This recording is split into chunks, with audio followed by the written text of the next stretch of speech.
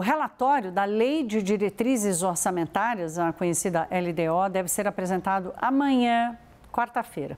A gente conversa agora ao vivo com o deputado federal Danilo Forte, do União Brasil, que é o relator dessa proposta. Deputado, boa noite, bem-vindo ao CNN Prime Time, bom estar novamente com o senhor.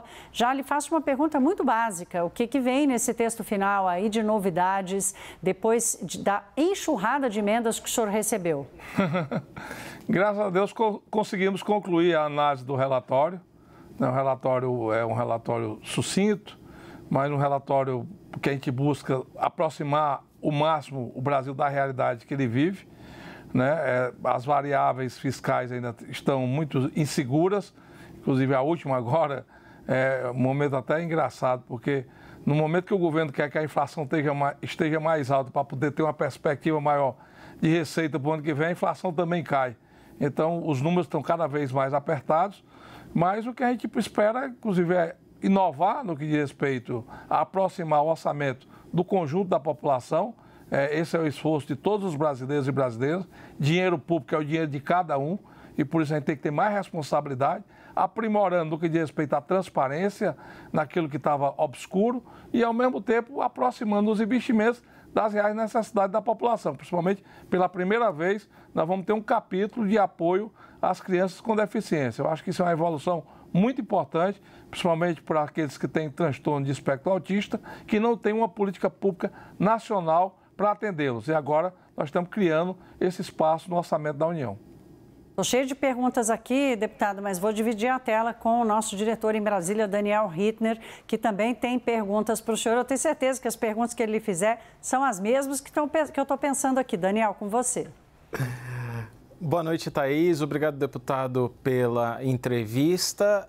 Deputado, duas questões ali que vão em caminhos paralelos ali. Primeira, déficit zero mantido mesmo, só para confirmar.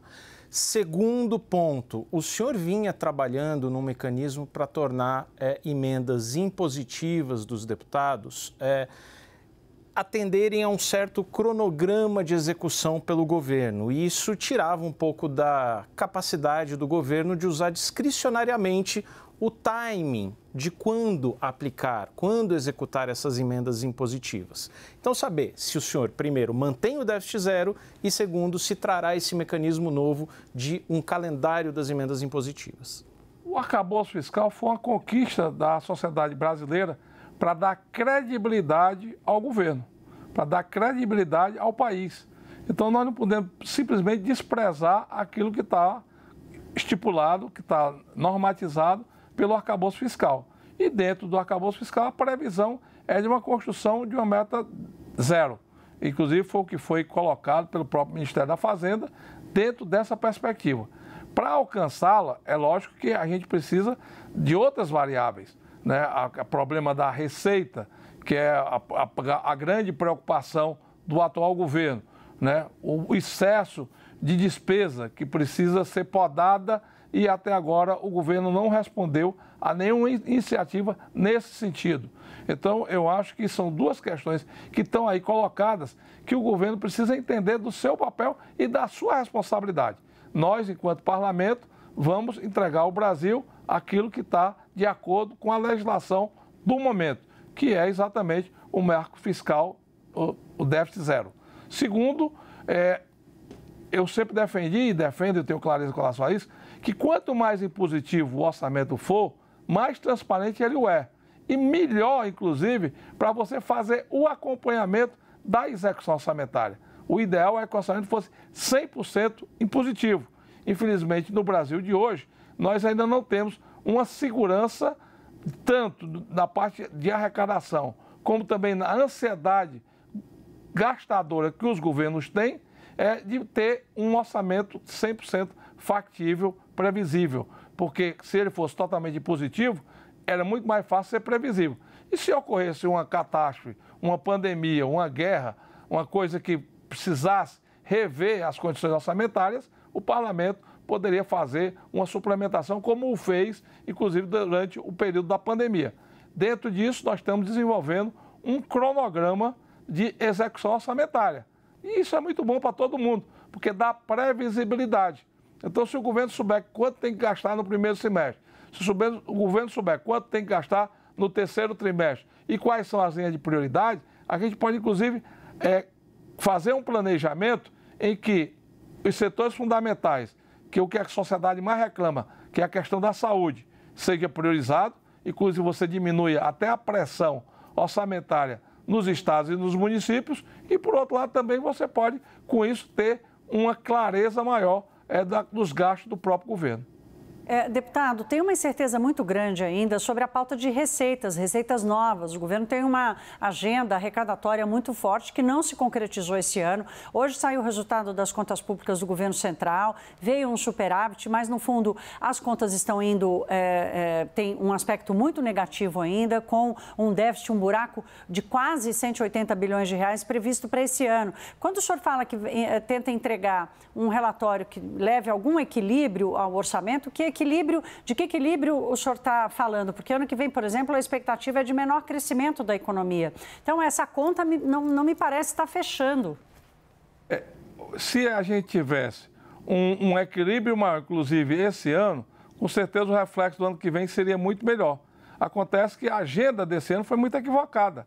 Essa postura de estar o tempo todo buscando aumentar impostos, com isso pensando que ia resolver o problema do déficit fiscal, o que é que fez? Diminuiu a atividade econômica. A atividade econômica do Brasil está praticamente paralisada. Tanto é que o crescimento que houve aí não dá nem 0,5, né, com relação à arrecadação. E isso é muito pequeno em relação ao todo do que a gente espera para o final do ano. E a agenda legislativa está colocada. Agora cabe ao governo pressionar, né, e harmonizar o parlamento para votá-la. E o que é mais triste ainda é que o governo tirou férias. Né? Hoje, se encontrar um ministro aqui em Brasília, já está difícil. Na semana que vem vai ser pior ainda, porque todo mundo foi para a COP. Então, parece que o país para. Né? Depois da manhã já é feriado aqui em Brasília. Então, nós temos dificuldade, inclusive, de ter uma agenda até o final do ano para dar ao Brasil essa possibilidade de arrecadação. Mas essa responsabilidade é do Poder Executivo. O que nós estamos fazendo é harmonizando aquela proposta que o governo nos entregou com a perspectiva do ano que vem. E dizendo para o governo o seguinte: primeiro, nós queremos um cumprimento de um orçamento factível, real, próximo da nossa realidade e enxuto. Segundo, não cabe mais ficar o tempo todo criando despesa, porque não cabe dentro desse orçamento. E terceiro, que nós não vamos admitir, né, contabilidade criativa.